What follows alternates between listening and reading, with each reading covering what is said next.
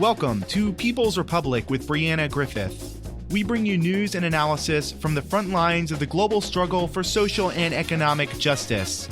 I'm your host, Brianna Griffith, and here's what's going down in your backyard and across the world.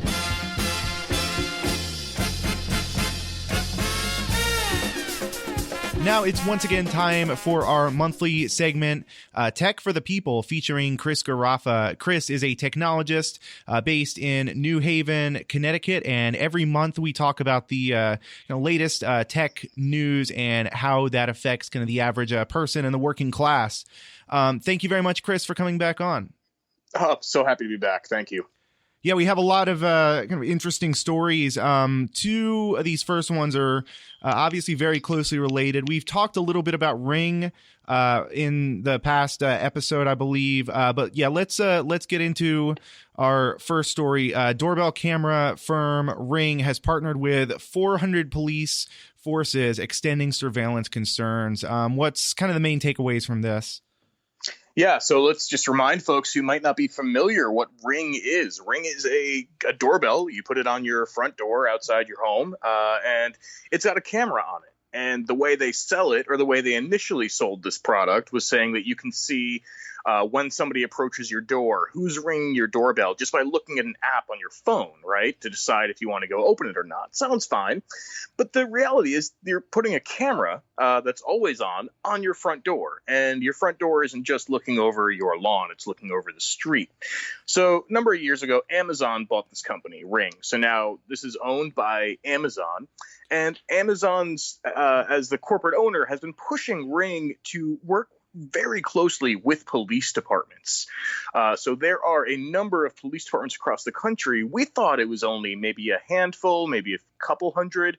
It turns out that Ring, through no prompting, has actually published a map of where of the police departments they're working with, and there are over 400 of them. So you can look at this map. They're in areas all over the country, in nearly every state, with some exceptions out in the Midwest and the Badlands. And this is something to be very, very concerned about, because we have to look at the fact that the police, the Amazon and Ring, are actually encouraging the police to promote these devices to their communities. So they have an app called Neighborhood, where the police can go on and actually request that people who have these devices give them video from a certain time. And then the police have the video and they can do whatever it is they want with it. So you still do have to give permission for the police to use that video. But the kind of people who are going to be installing these devices are probably the kind of people who are more than willing to just give up the privacy and security of the people who have walked by their house without any consideration for the potential negative ramifications here. If I were, if I were a business owner or otherwise installing, if I were in a position where I were installing a security camera, I would usually have to go through a number of regulations. From my understanding, a lot of states kind of have regulations as to how far out to the street a security camera can be pointed, because that represents a kind of huge violation of public privacy. It seems like, but then like this kind of thing goes to show the class character of the law, really, where essentially if you kind of set it up through this private partnership, if Amazon sets it up as a doorbell instead, a quote unquote smart doorbell, because that's really what everybody was clamoring for, is we need our doorbells to be smarter. But if you set it up that way, it seems like Amazon's completely able to skirt any sort of regulations. And yeah, as we kind of talked about, we're essentially kind of weaponizing the community in pretty horrific ways. There's another related article here. This one's from BuzzFeed News that's titled, "Ring says it doesn't use facial recognition, but it has, quote, a head of face recognition research." Yeah, there are so many different things to look at in this situation, right? So first of all, Amazon, again, owns Ring, and Ring video is stored on Amazon servers. Amazon also happens to sell a technology called Rekognition. It's REKOG, and they sell that to police and other law enforcement agencies in order to, and it's a facial recognition system, right? So Amazon says that they are not using any sort of facial recognition, but turns out in the Ukraine, they have on their Ring's Ukrainian website, quote, "We developed semi-automated crime prevention and monitoring systems, which are based on, but not limited to, face recognition." And they do have a head of face recognition research at Ring Ukraine.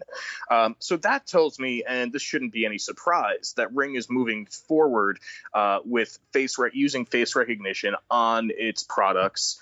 In some areas, probably as a test bed, not just a technical test bed, but as a political and social test bed to see what the reaction is and what the response is. My feeling is that in many cases, people even in the U.S. would think this is going a little too far. But as face recognition becomes more and more standardized and more just part of our lives, I think, we could hit a point, if we are not careful, where this gets deployed also in the U.S. and it's just a normal thing. So the danger with this is that, you're walking by somebody's home and a crime is committed a few minutes later in that neighborhood. The police then run your facial recognition through your image through the facial recognition database, and then you get questioned because you happen to be in that neighborhood. Now, there's also nothing stopping the police from doing this right now by capturing a still image of that video and running it through Amazon's own recognition. But this would just enhance that capacity and make it so much easier for the police to do. There are a couple points here I'd like to raise. First of all, some cities have paid Ring up to $100,000 to subsidize these cameras for community residents. So you wonder why your city all of a sudden doesn't have money for education, for housing, for rent subsidies or whatnot, any other kind of public health or public well-being concern. You wonder why your city's all of a sudden out of money for that. Well, it's because they've been pouring money into either the police departments directly, or they've been pouring money into the police departments, who have then been giving companies like Amazon a bunch of money, or they've been just giving money directly to these essentially a company conducting surveillance like Amazon. So there's very much sort of a correlation between this and all of the other the public the housing and healthcare and other concerns with regard to these major cities, as people struggle to pay rent, as people struggle to just kind of make ends meet.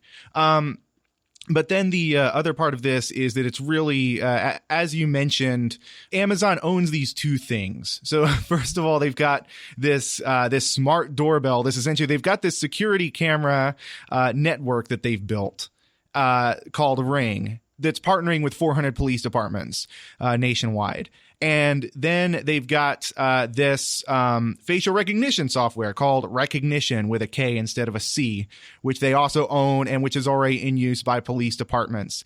But they insist up and down that these two things are completely unrelated. I think that's absolutely absurd. The other part of this, with regard to their kind of testing in the Ukraine, we see this with other kind of weapons testing, where essentially these kind of battlegrounds where there's kind of these right-wing insurgent governments, whether that's in Israel, for instance, where a lot of kind of most advanced and most horrific U.S. weapons wind up being tested in Israel on Palestinian civilians. It seems like a similar thing might be happening in Ukraine, where the U.S. government overthrowing the Ukrainian government during the Obama years and essentially bringing a far right-wing neo-Nazi government to power, and that kind of made Ukraine another one of these possible battlegrounds where some of the more kind of horrific mechanisms of capitalist state repression can be, kind of tested and enhanced and refined and whatnot. Obviously, Ukraine just had elections. A comedian essentially who had played a president on TV came to power. So the situation is slightly different today, but it does still seem like, Ukraine is being used as this kind of a testing ground for this technology, which it appears they're already kind of on the verge of implementing here, quote unquote, on the home front here, kind of at home at the kind of imperial core. Yeah, totally agree with you. You mentioned Israel, which has a very massive technology, surveillance, military industry, very much propped up by U.S. companies and also funded by U.S. aid to Israel. And if you look at the map that Ring has published, right, we have to look at the socioeconomic implications of this. We don't know where Ring devices are in use, but we do know where Ring has partnerships. And so I'm looking in my neighborhood here, the general, New Haven County, Connecticut, and it's not in New Haven, but it's in Orange, and it's in East Haven and Branford, and it's up in Walcott and Waterford. And so those towns are generally white, middle class ish towns where there's a significant white male law and order vote, right? And so Amazon Ring, they're specifically targeting, in many cases, these sort of suburbs instead of major cities. Now, certainly there are major cities, Austin, by the way, being one of them, San Antonio being another, Denver as another. Certainly there are major cities on here, but if you look at a lot of them, especially in very populated areas, it's actually the suburbs where people are getting these devices, and where the suburbs, because of white flight, are tending to be more white and a little wealthier. And so there's an entire question of racial bias built into forgetting facial recognition for a minute. There's an entire issue of racial bias just with reporting video to the police and how the police are going to look at that video and interpret it. Absolutely. And the other part of that, I guess, from class analysis and kind of an analysis of the state. How does the state function? How these private companies function? It's like, why, for instance, is it the middle class white landowners and suburban residents who are the ones who are implementing this thing? And first of all, we can see that way that essentially, like, the police department is functioning not to quote unquote prevent crime generally, but essentially it's functioning in these cases to protect the private property of the kind of middle of the comfortable classes of people with money. And then the other kind of part of that is like, for instance, why would Amazon market this kind of surveillance technology to the working class who doesn't have the kind of money to pay for it? So it becomes a commodity on the one hand that can be kind of sold to those people with money. Not that I'm saying working class people should buy this stuff. I'm just saying that on the one hand, it's a commodity to sell to these white suburban people because they have the money to do it. It's a way for Amazon to profit off of white suburban people's paranoia. And then it also just shows like the kind of the effect of this, like the kind of the outcomes that this generates, really shows that like this kind of police and private this police state apparatus and then the kind of private surveillance state that's being built both kind of function on this also primary intent of protecting the private property of wealthy and semi-wealthy or otherwise materially comfortable individuals who kind of constitute what we could consider like to be an oppressive or a class aligned with the oppressive status quo. So yeah, if you want to comment on any of that, otherwise, we can then kind of move on to this next story. This is from TechCrunch. Titled "Another U.S. Visa Holder Was Denied Entry Over Someone Else's Messages." What's the story there? Yeah, this is, I do want to move on to this and I think our next story as well momentarily, but this is really important.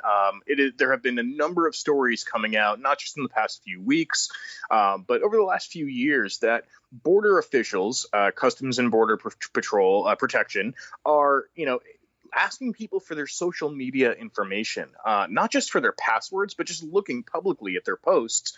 But in some cases, the agents have actually asked for looking into people's WhatsApp accounts. And now people are being denied, not because of things they've posted, but because of things that their friends have posted. This includes a 17-year-old coming from a Palestinian coming to the U.S. to go to Harvard, to start school at Harvard. His visa was canceled, and he had to turn right back around and go back to Lebanon. There have been a number of cases like this where U.S. visa holders are just being turned around at the border because after they've even gotten a visa because of the content of either their social media or other people's social media that they happen to be connected to. And we know, social media connections can be very vague. You might add people who you don't know. So this just really reiterates to me being aware of who you're connected to on social media and what you're saying on social media. But it also shows that we need to defend our privacy at the border. Anyone in the U.S., citizen or not, should have the right to privacy, and I believe that that should extend to not having your social media or your devices searched and scrutinized just trying to get into the country. They've already gone through the visa process, by the way, which they do background checks and things like that to get a visa. That's pretty much the case for any country. You go get a visa, they do a background check on you.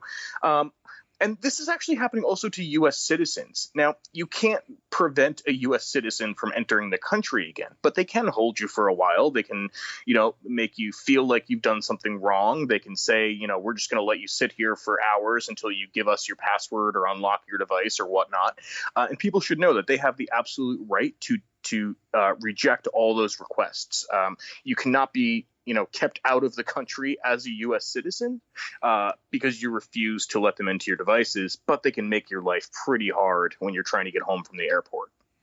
And I think that's it seems to be the point, is it's supposed to have this kind of chilling effect where it's like, sure, you can come into the country, but you better not have been kind of speaking ill of the U.S. or of the Trump administration or whatever the case might be. Do you think that's kind of the case? Is it to create a chilling effect here, or what are the other kind of implications? No, I think you're right that it is a chilling effect, and it's going to make people think twice about even coming to the United States, for school, for travel, for, whatever it is they want to come for. But this also, we have to look at two cases that have been publicized recently. One, again, is the Palestinian student from Lebanon. The other is a Pakistani person. And he was also sent back to Pakistan. He was actually banned from entering the U.S. for a number of years because of what agents saw his friends posting on social media. And so this is part of just this racist attack on immigrants, and let's not say it's about undocumented immigrants necessarily, because we know the administration and their followers don't care about, really whether somebody's documented or not. They see brown people, they see black people, and they're not happy. And so this is absolutely an attack on immigrants, on non-white people just coming to visit the U.S. for whatever reason. Yeah, and this the implications there with kind of going through somebody's phone, I think, are also very important. We just had a situation in Austin where the head of the Austin Teachers Union, the president of the Austin Teachers Union, had his phone unexpectedly confiscated by the AISD police department over essentially an incident that appeared to happen between a black trans woman kind of advocating for LGBTQ rights on Austin in the Austin school district and the Austin school district police. So the police in that case, I don't want to speak too much to it because I don't have all the facts at the moment, and the union hasn't spoken publicly about it. But the police appeared to have confiscated his phone and just kind of gone through it, and that of course has implication. Like there's so much, especially with a union organizer, that you might have on your phone that is not any of the police department's damn business. So yeah, it just the fact that the confiscation of the phone part of that, I think, is a huge has very, very serious implications, whether it's at the border or whether it's within the country. And it does go to show just how militarized police state we're kind of living in at the moment. I agree. And I do want to say, it's not just about if you're a union organizer or an activist or anything like that. Just everyday people who are just going about their lives should also be concerned about this, because if the police start looking in your social media, if they start looking on your phone, your text messages, they're going to be trying to take things out of context, right? Police and prosecutors want to charge you with crimes. They want to find a way to lock you up. They want to find, anything they can to hold against you so that you'll do what they want. And so, even if you made a joke about, anything on social media or in a text message with your friends and they see that, they could construe that and they could present it to a prosecutor and then a jury as being very serious. One thing, that comes to mind is, the cash transfer, the money transfer service, Venmo. You have to put in a reason for your transfer, right? And people often use funny things like they say, oh, for drugs. Well, what if the police saw that and, they didn't know that you were out to dinner with your friends and you just said drugs because you thought it was funny, which many people do. So people need to be aware of that, not just, certainly organizers, activists, people who are targeted by the state specifically, but really anyone who has a phone, which is almost entirely all of us.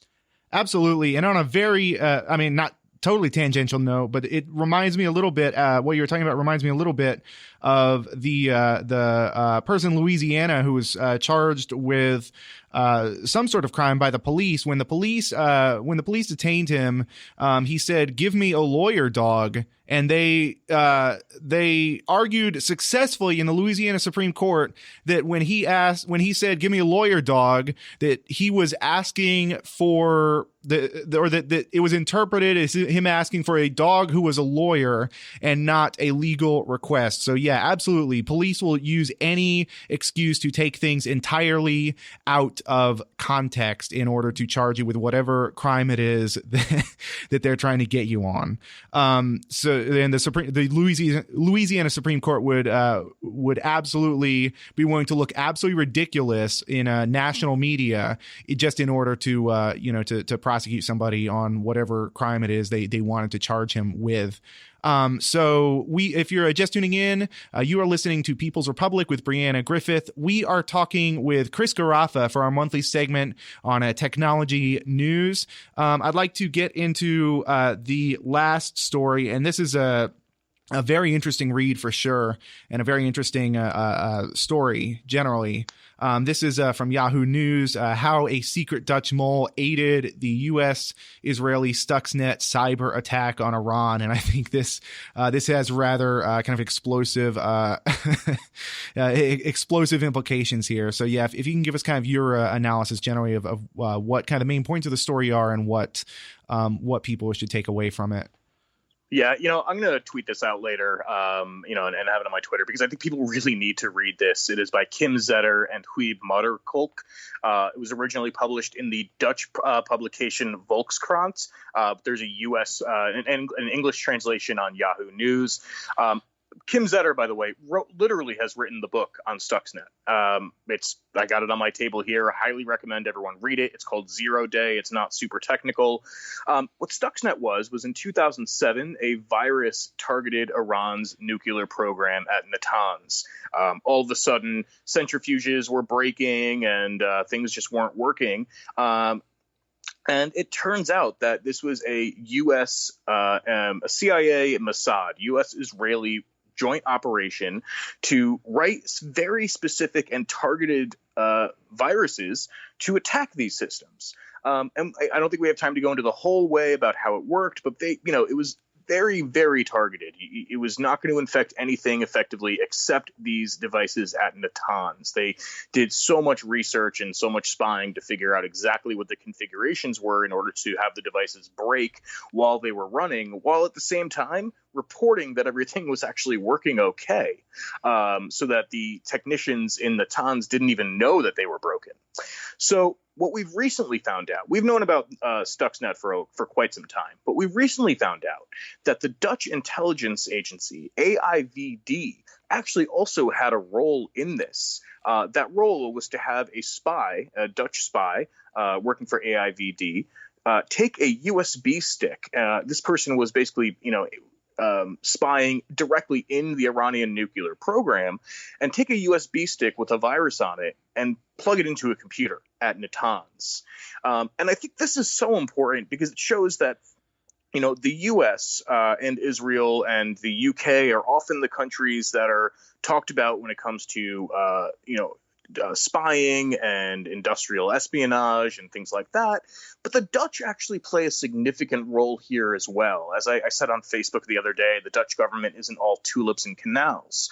Other than, in addition to having a long, history of colonialism and slavery themselves, the Dutch government very much works with the U.S. government and others in NATO to uphold effectively the capitalist world order. A couple years ago, there was a story that the Dutch, the same agency, AIVD, had attacked Russian computer systems. Now, if you flipped that around and said that Russia attacked the Dutch or Russia attacked the U.S. computer systems, there would practically be war, right? At the very least, sanctions, which are war. But when the Dutch attack Russia or they attack Iran, certainly when the U.S. attacks Russia or Iran this way, there is no ramifications. There's no follow-up. There's no punishment at all. Yeah, I mean, not only with Russia, but imagine if all of the major countries that we hear are the boogeymen had conspired and worked together for years and years to spy on, say, a U.S. nuclear plant. And I want to briefly kind of mention the geopolitical implications here with regard to like the fact that we always hear Iran nuclear, pretty much on every on cable news all day and in the print media all day. We just hear these kind of words connected. Iran has always only wanted to develop nuclear power. Iran has no interest in nuclear weapons, even to the point where the religious leaders of Iran have issued, for instance, a fatwa against using nuclear or other biological and chemical weapons, even when it would be to their essentially defensive advantage. So Iran was trying to develop a nuclear power.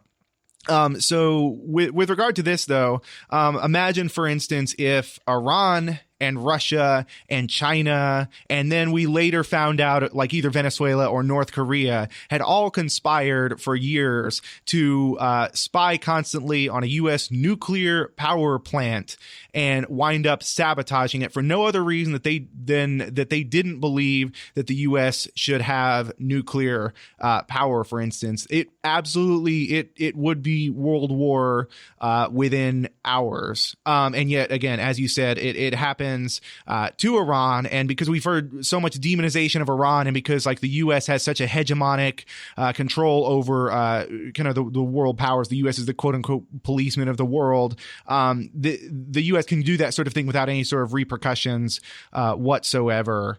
So what are the actual when we're talking about Stuxnet and how it essentially got out, how it was revealed essentially, I believe in 2010. What sort of does that mean that Stuxnet is now kind of publicly revealed? Yeah, I mean, that's actually the fascinating thing here to me is that more than 12 years after Stuxnet actually infected these systems, we are still talking about it and still finding out new information on it. And again, that's, almost entirely thanks to Kim Zetter's work. And it really shows the length that the U.S. government and the Israeli government as its partner will go to hijack and prevent Iran from exacting its right to have nuclear power, or frankly to have nuclear weapons as well. Whether or not you like those weapons, they have an absolute right to develop them if they choose, especially when there are so many in the U.S. and Israel pointed at Tehran. What this also shows us is, just the absolute, like how much money and time these governments will spend on cyber attacks. And their capabilities have only increased in the last few years, in the last decade or so. But they will spend hours, weeks, months, years targeting one specific computer if it's going to get them the result they want. Yeah, I think that's a great kind of place to leave it. So much really kind of important stuff that we covered. We've been talking with Chris Garaffa, who's a technologist based in New Haven, Connecticut. This has been our Tech for the People monthly segment on technology news. Thank you, Chris, for once again coming on the show. Okay, thank you so much. You are listening to People's Republic with Brianna Griffith. People's Republic originates on KOOP 91.7 FM Austin and is also broadcast on WHIV 102.3 FM New Orleans. We are available as a podcast on Spotify, Spreaker, Stitcher, iTunes, or wherever podcasts are podded. Stay tuned.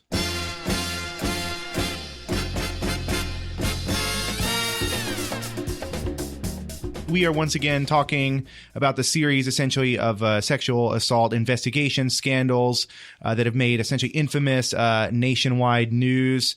coming out of Austin, coming out of Austin Police Department and Travis County. So to talk about essentially the kind of latest updates in a struggle for justice, essentially for survivors of sexual assault and rape, we are joined by Amanda Lewis, who's one of the co-founders of the Survivor Justice Project. Thank you, Amanda, for coming on the show once again.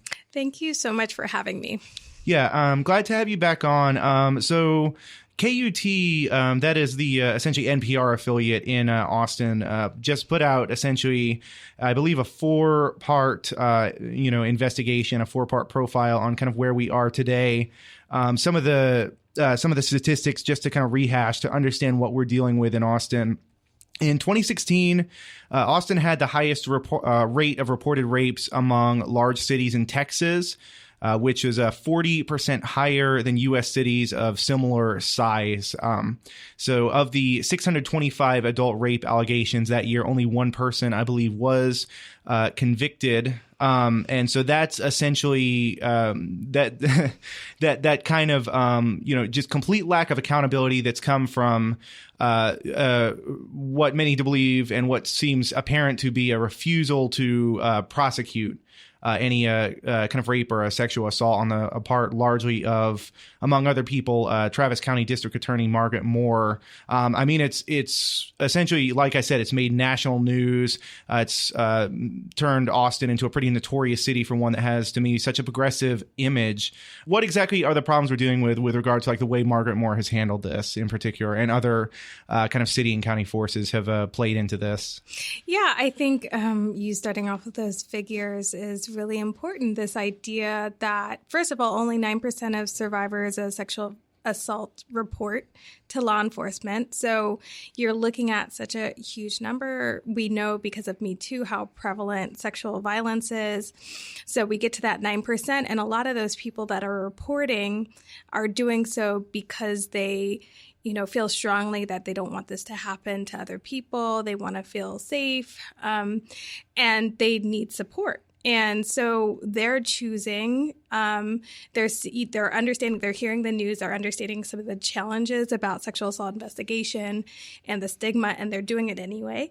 And so out of those 9% of folks, that you get that 600 number.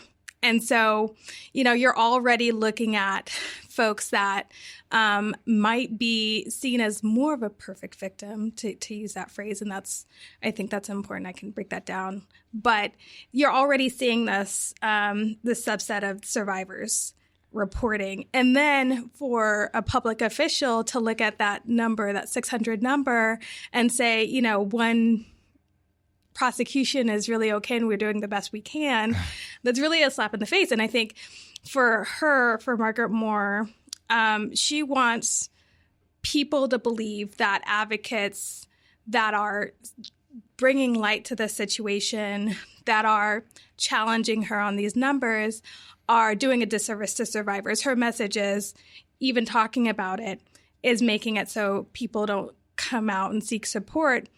And, I think we find great offense to that. I think people deserve to know what's happening. So, I think, Yeah. So just to clarify, Margaret Moore's response to this has been that essentially by talking about the work she's failed to do, by talking about the essentially I guess, to be generous, the flaws in her methodology that's allowed essentially like close to zero rape and sexual assault cases to be tried, and most kind of cleared by what's called exceptional clearance. We can get into that a little bit later. But essentially by pointing out that she has done what I think most people believe to be a pretty horrific job, that itself is doing a disservice to survivors that may be thinking of coming forward. Is that correct?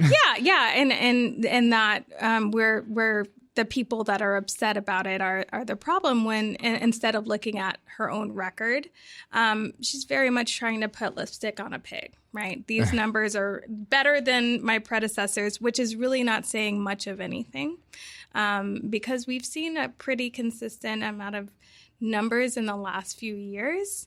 I think this year we're up to 9 prosecutions, but still 9 out of 600 is, I don't math, but I think it's a really low number as well. That's incredible. I mean, yeah, that's incredible.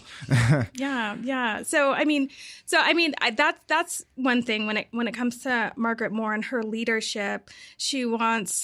It seems to be that she wants people to believe that it's really about fairness. She's thinking that people are upset that she's not criminalizing people, and that it's really about evidence. And, she doesn't want to do anything unjust and criminalize people without evidence.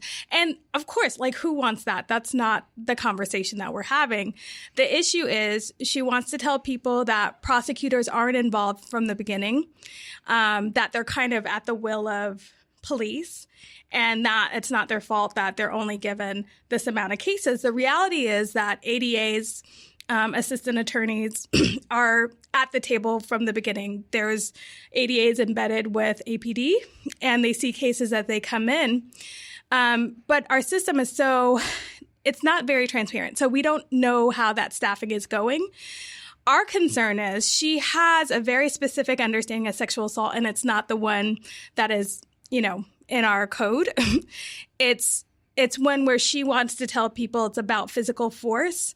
It's one where she wants to say that if there's alcohol involved, and she said this kind of very publicly, that you can't make all these traumatic incidences into a criminal case, that those traumatic incidences are rape. But she's wanting to say, if it meets these definitions, which are common definitions of rape, are the majority of sexual assaults, like acquaintance sexual assault and alcohol facilitated, that those are not all criminal offenses. And that's just not true according to the statute. That's just her policy. And I think that the question that we have when trying to understand the flow of cases from investigation to prosecution are those rape myths that she believes making their way into investigators deciding if they're going to collect more evidence. And that's the big question. So, she has a theory of sexual assault investigations that I think is really wrong. And she wants people to believe that we want some unfair system. And the reality is we're questioning if her leadership is asking more questions about the ability for us to address and get accountability for sexual assault in Austin. I think it was within APD, to kind of bring in other agencies to this. It was APD that had something like 1,400 untested rape kits that just sat collecting mold. It was more than that? Yeah, almost 4,000. Oh, it's 4,000. So I think then the 1,400 was actually the amount of cases that were quote unquote exceptionally cleared, right? Right. Jesus, it's hard to keep some of these statistics together. So yeah, think of this: 4,000 untested rape kits from Austin, essentially Austin Police Department, just kind of refusing to do anything with these or claiming they don't have the resources to do anything with these. Whatever the case is, there's that systemic issue. There's a systemic issue that then, after what rape kits were tested, 1,400 cases of rape were essentially were cleared through something called exceptional clearance. So then this kind of emerged, and this is like where the national scandal went. I just like kind of reminding people of like the context we're dealing with here. The national scandal involved the fact that APD was reporting just these incredible rates of solving rape cases. And when somebody looked at what they were doing, it was this exceptional clearance, which meant that they found someone. They had essentially a suspect, someone but that for whatever reason that was usually left unspecified, they claimed they could not charge these people. And there's a very compelling, I think, personal story within this in the KUT, the KUT report that came out. This is talking about late August. where Marina Garrett, who's one of the people who reported a rape, the police ultimately found Garrett's attacker. He said the sex had been consensual. Like, he had texted her the day after the rape and said that, it doesn't really matter what he said, but like the fact that this evidence was there and they just refused to prosecute. And so like you just have all of this going on. You have this going on under essentially the watch of DA Margaret Moore, and then she winds up appointed, after all this has become a national scandal, to the head or to this state sexual assault task force. I think you want to go back and think about, the last few sessions. There's been conversations about backlogs. Wendy Davis, of course, kind of publicized this need to test all these kids, the need to take account of all those kids that were sitting. This last session, there was more money dedicated to testing kids. Last session, Niave asked for almost like crowdfunding to test kids. So you've had, a couple of sessions where there was attention on this issue statewide. This session, Representative Howard really fought for this bill to create this statewide task force to almost be an umbrella to pull together all these different issues and conversations and bills that are looking to address sexual assault in the state. So the goal of this was to make sure that survivors of sexual assault are getting services, are getting justice, that the criminal justice system is working effectively and appropriately, that investigations are trauma-informed, that best practices are being used throughout the state. And along with that, there was also a bill passed to do an evaluation of the big 5 largest cities when it comes to sexual assault investigation and prosecution. So you had some really big wins when it comes to addressing sexual assault at the ledge this year. And so this task force would have been kind of the glue to kind of fit these together. And when, so the way that it works, there's a steering committee, and then there's organizations that have a seat at this task force. TDCAA, the Texas District and County Attorney Association, appointed Margaret Moore to this task force as their representative. And from what we understand, she requested to take that spot on that task force. Again, this is a task force that's pulling together best practices. And so the idea would be, if you're going to have a representative for prosecutors, you would want someone that has done a good job prosecuting sexual assault, or is someone that is towards best practices. And that's simply hard to believe, knowing that she's, a part of a lawsuit by survivors of sexual violence. And so, part of the conversation is, was this something to kind of bolster her image in an election cycle? Who knows? But then, of course, that there was a lot of backlash.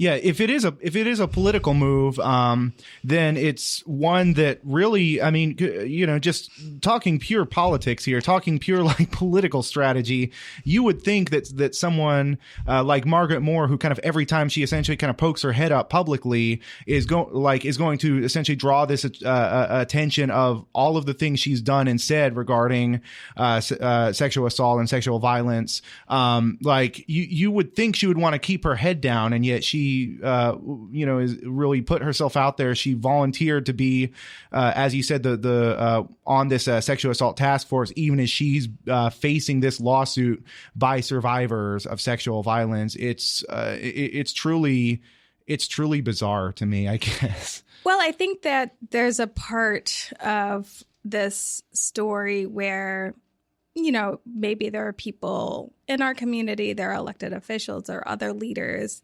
that are supportive of her strategy. I mean, that's something that I'd have to assume. And I think, and that's hard to understand, but I do think there's a place where there's a belief that she might be doing a good job. And I think that's only from people that either don't understand the issue and aren't paying attention, or there are some really gaps, some large gaps in our understanding of sexual violence and what is expected of community leaders in addressing the issue. Margaret Moore has had, as you said, there's been numerous public comments that have been made, it doesn't matter that there's mold on the kits. This is just for information purposes. Leaving the community response to sexual violence because she was upset about a letter instead of facing some of those criticisms. And so we're seeing those issues come back around. And I think this time, with the task force conversation, having to take that very seriously. People were upset. The community survivors were very vocal. And they really were at the table and made it known that this was an unacceptable appointment. We see that there's a systemic problem with the entirety of kind of the police and prosecutorial system here, that it's not just kind of vested in individual people, but for each individual person who's able to do and say these kind of things, that there's an entire system kind of propping that up. Absolutely. So, we have this kind of task force coming in place. And so we're kind of very early in the stages of kind of analyzing and seeing what I think this system looks like. Do you feel that things are kind of moving fast enough, that there's enough being done? And if not, and it kind of seems like an if not to me, what then really needs to be done to ensure not just that survivors are being listened to, but that there's real kind of like substantive policy changes being made, that like this system is being changed? Like what is it that's being done and what is it that needs to be done? Yeah, that's such a big question and an important one. I think the provability gap that you mentioned on KUT does a great job of kind of talking about the fact that we don't have a lot of good data. There's not a lot of transparency around how individual departments and counties are doing when it comes to sexual assault. So I feel like that task force is going to go a long way into collecting that information and getting us to a shared language about the kind of things we're tracking. And I think it'll get to that transparency piece. I think it'll be some time. And of course, as an advocate for survivors, there's people are raped every day and nothing is happening soon enough. And I think that, that's a big piece. And I mean, that's on the statewide level. I think locally, Austin is leading the way by doing the sexual assault evaluation of APD. And that's going to give us a lot of understanding of what's happening behind the curtain, because we don't want to just understand how the process is working by prosecution rates and by how many survivors are upset about and are working through their additional trauma from their interaction with the criminal justice system. We want to understand, is this working? I mean, it looks like it's not. If we're honest, what's not working and what needs to be an option for survivors, whether they report sexual assault or not, So the bigger picture is we have to do something. And the long game looks like, getting a understanding of the bigger picture and taking survivors seriously and wanting to put forth ideas that are not just about like throwing people away, right? It's not about, putting people in prison forever. It really is about how do we rehabilitate people? How do we intervene early? Oftentimes, we don't hear about sexual assault until there's 2, 3, 4 victims. How do we take that seriously and, as early as possible and intervene effectively? I think for us, it's getting more people to the table that are paying attention and understand the issue. And I think to the extent that people are listening now and are seeing the reports but also feeling like this can be better, right? Because we don't want there to be this sense that, okay, this is it. It really is about us getting to the root of the problem. Because in other cities where you really got down to the heart of the issue, they end up coming out of this and being some of the best models in the country. So that's where we want to get. We want to get to that truth. And then we want to reconcile that and make sure survivors have access and people that are using violence are being rehabilitated, and that we are, we're being honest and upfront about the real issues and not trying to put Band-Aids on it. Yeah, so it sounds like a lot of this, from what I'm hearing, a big part of this in these kind of early first steps of like really how do we kind of transform this? How do we take this and turn it into something much different than what we've got in every possible way? And it sounds like one of the early steps that we might be at now is just moving past this kind of like quantitative data of how badly the system is failing survivors, and like now let's get some kind of first qualitative data of like looking at the actual process by which it's failing and looking at the individual looking at sort of the mechanisms, like really being able to see into like the structure of APD, the district attorney's office, and kind of see like what, you know, who's kind of making what calls, what and, you know, just generally like how that process kind of unfolds from start to finish. Is that the kind of way you see it? Or yeah, and I think that transparency will lead us, hopefully. But you also need leaders that acknowledge that there's a problem, and that's something that we're lacking. So you do need, of course, that transparency, but you need acknowledgement. You need someone that's able to look at what we're seeing and deciding that that's not enough and it's not okay, and that we need a large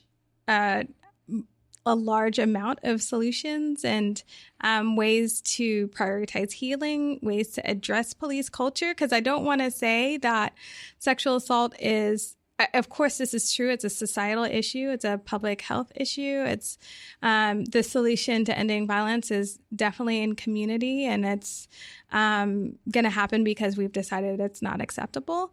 And there are current police cultural issues that disincentivize, that prioritize other types of crime, that make it harder to take the time and resources needed to thoroughly investigate sexual assault.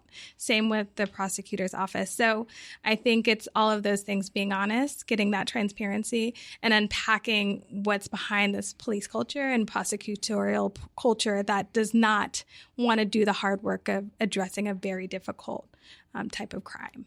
Two questions I'd like to ask. I'm notorious for asking two questions at once. Two questions I would like to ask are who, when you're talking about people who do have that kind of experience and do have that kind of expertise, who can sort of intervene and be the kind of leaders that we need at the moment, who are you kind of looking at? And then I know that Survivor Justice Project is working together, partnering with Austin Justice Coalition and other criminal justice reform groups on an upcoming series of forums on sexual assault and criminal justice. So if you can kind of go into the sort of nature of that work as well, and what people can expect out of that. Yeah, absolutely. We, SJP, we don't endorse candidates, but right now, Aaron Martinson and Jose Garza are running against Margaret Moore, and both have, first of all, Aaron has 20 years of experience with gender-based violence and understands the issue in Austin. Jose Garza has also spoken very clearly about his interest in criminal justice reform, and that's not at odds with taking sexual assault seriously. And so I'm very excited to see two people that are grappling with this issue and want to come to the table with solutions. So that's really exciting.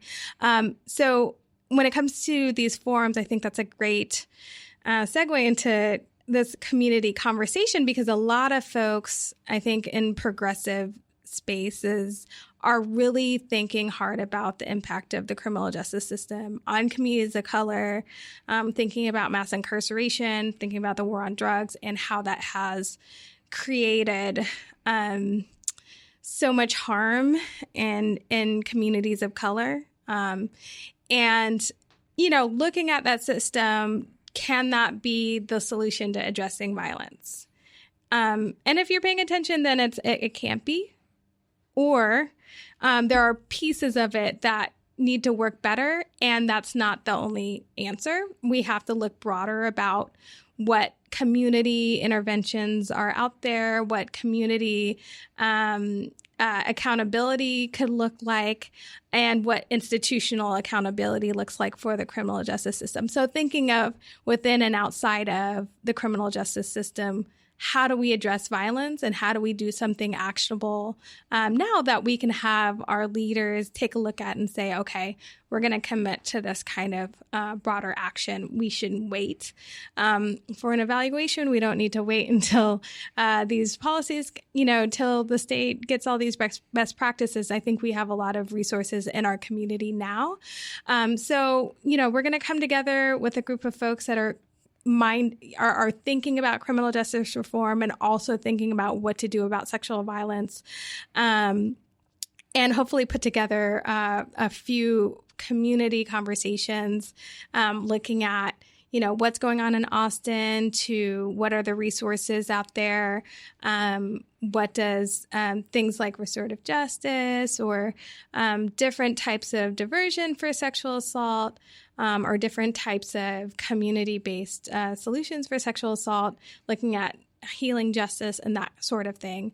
That will happen every month, starting September 18th in the evening. And there will be more information about those forums on our Facebook site. So, yeah.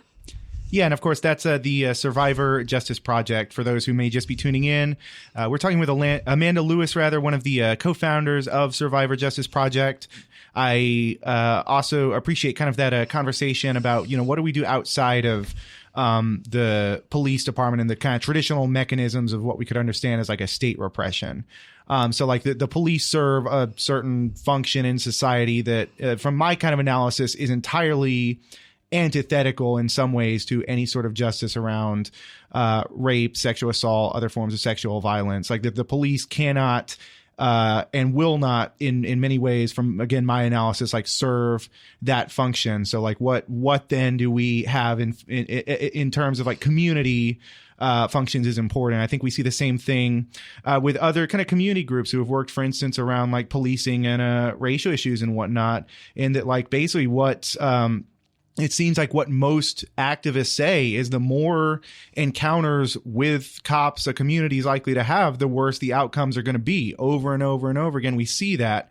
And one of the possible concerns that's always on the back burner for me is APD, Austin Police Department, or our other kind of forces here going to use a crisis like this, where they say that they were unable to test these rape kits, that they were unable to, kind of bring justice, and that they just kind of exceptionally cleared this?